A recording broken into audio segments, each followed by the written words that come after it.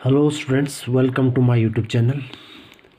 आज हम गाउस का पांचवा अनुप्रयोग आप सबके लिए लेकर आए हैं। ये पांचवा जो अनुप्रयोग है ये आपका बहुत ज़्यादा इम्पोर्टेंट है, क्योंकि इसी के हेल्प से हम आपका कूलॉम के नियम को भी डिराइव करेंगे। कूलॉम के नियम को भी निकालने का तरीका इस फॉर्मूले का यूज इसमें उसमें होता है। ठीक है, तो आपने आवेशित गोली कोष के कारण जो पांचवा अनुप्रयोग है आपने अच्छे से सीखना है। तो पांचवा प्रयोग आपका है आवेशित गोली कोष के कारण विद्युत क्षेत्र की तीव्रता ज्ञात करना। तो आपका एक आवेशित एक गोला है। अब आपको एक चीज़ मैंने पहले बताया था कि कोई भी चालक होता है, यानी कि कोई भी चालक पृष्ठ है आपका, तो उसका जो आवेश होता है उसके बाहरी पृष्ठ पर समान रूप से वितरित रहता है। ठीक हो गया, यानी कि समान रूप से उसके बाहरी पृष्ठ पर उसका आवेश व्यवस्थित रहता है या वितरित रहता है। तो इसमें आपका माना आर त्रिज्या का आवेशित गोली कोष है।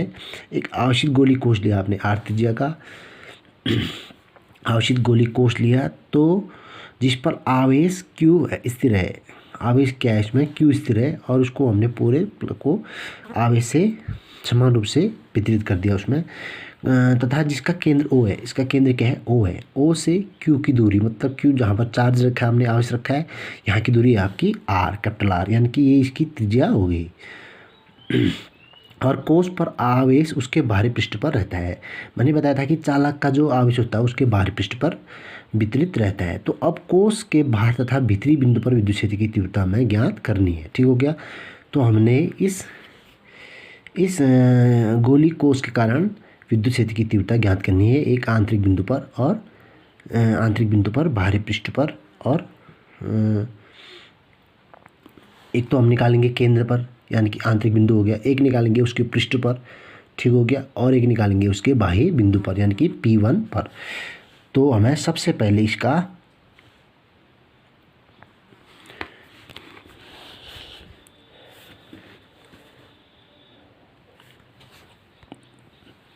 बाह्य बिंदु पर बाहरी बिंदु पर विद्युत क्षेत्र की तीव्रता हम ज्ञात करेंगे। विद्युत क्षेत्र की तीव्रता, तो पहला पॉइंट हमारा ये रहेगा कि बाहरी बिंदु पर विद्युत क्षेत्र की तीव्रता कितनी होगी, हम वो निकालेंगे। तो सबसे पहले तो विद्युत क्षेत्र की तीव्रता का फॉर्मूला आपका क्या पड़ा है, लेकिन फॉर्मूला तीव्रता निकालने से पहले आपको सबसे पहले क्या निकालना पड़ेगा, उसका विद्युत फ्लक्स निकालना पड़ेगा। तो विद्युत फ्लक्स का सूत्र क्या होता है, फाई ई इक्वल टू क्या होता है, ई vector dot D S vector होता है। ठीक हो गया, तो ये आपका है विद्युत फ्लक्स का फॉर्मूला। तो पृष्ठ डी एस के कारण आपका विद्युत फ्लक्स की तीव्रता का सूत्र ये है। तो ये आपका पृष्ठ डी एस के कारण फ्लक्स, तो आपने सबसे पहले किया। तो अब हम निकालेंगे कुल फ्लक्स,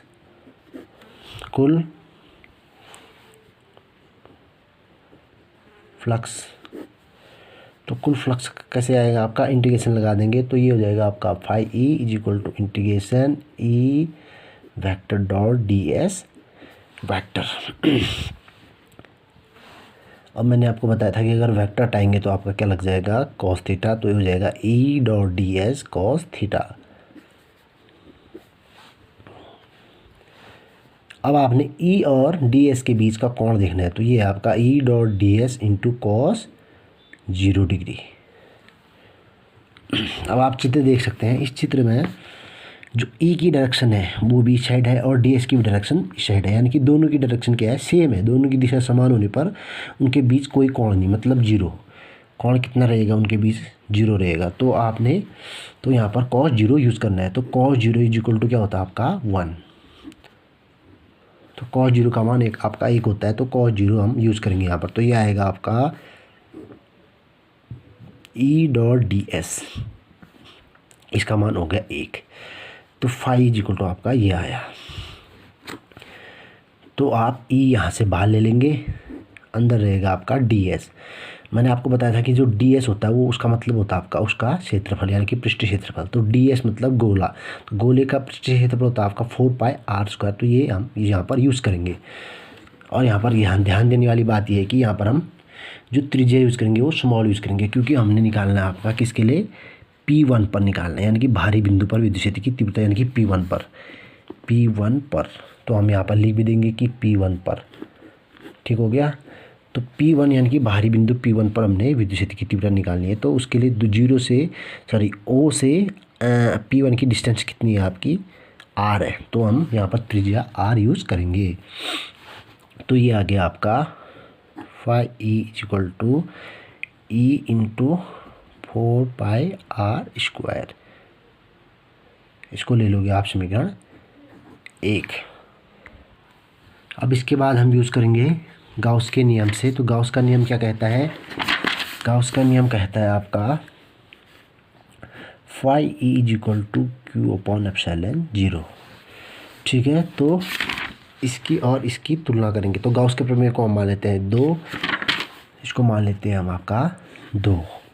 तो समीकरण 1 व 2 से, तो समीकरण 1 और 2 में क्या है, लेफ्ट हैंड तो फाई है, तो राइट हैंड भी इक्वल हो जाएगा, यानी कि E × 4πr² = क्या हो जाएगा, Q/ε0 हो जाएगा। तो यहाँ से E निकालेंगे तो क्या आएगा, E = ये आएगा आपका 1/4πε0 Q/r²।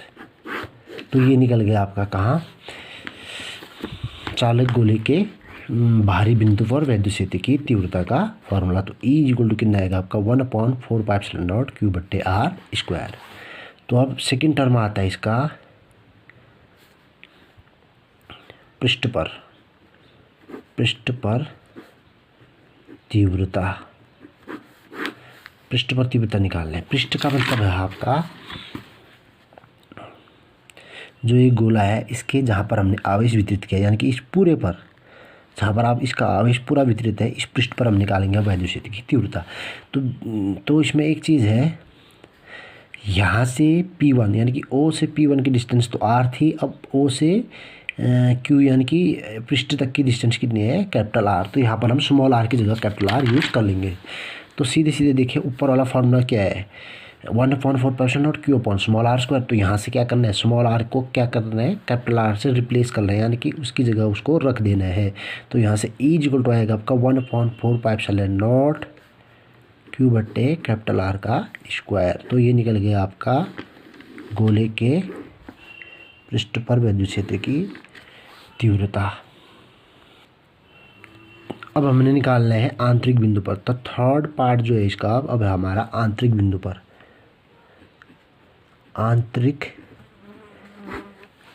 बिंदु क्या आपका O पर विद्युत क्षेत्र की तीव्रता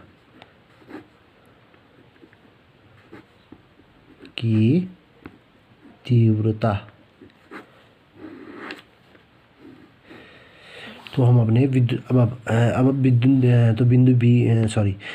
O पर अब हमने क्या निकालना है, विद्युत क्षेत्र की तीव्रता ज्ञात करना है।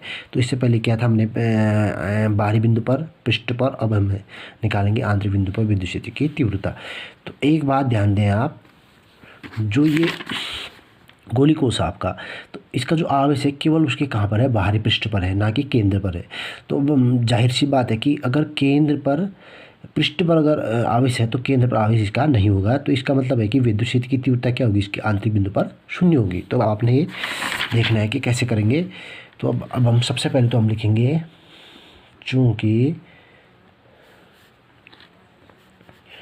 चूँकि विद्युत फ्लक्स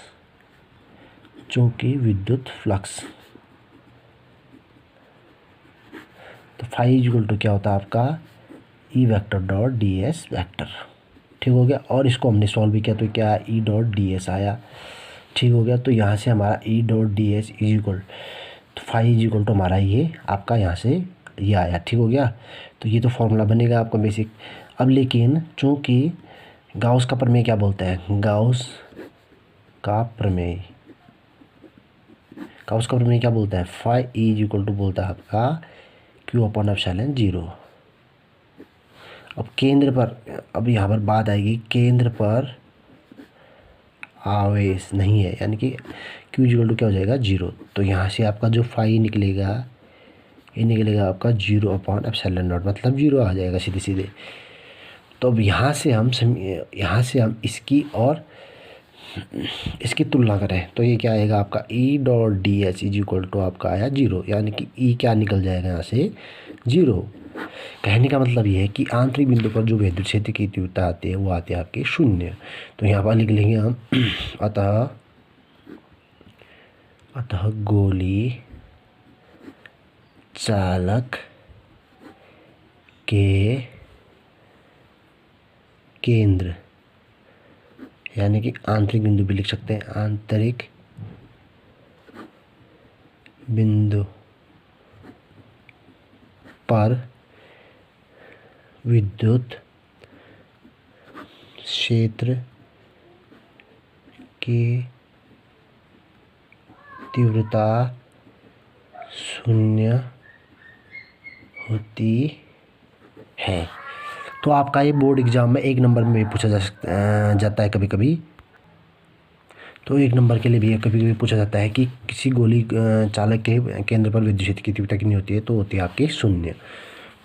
तो आपने अच्छे से देख लेना है। तो ये हेल्प देगा आपको गाउस के नियम से कूलॉम के नियम को प्रूव करने में। तो आज के लिए इतना ही, धन्यवाद।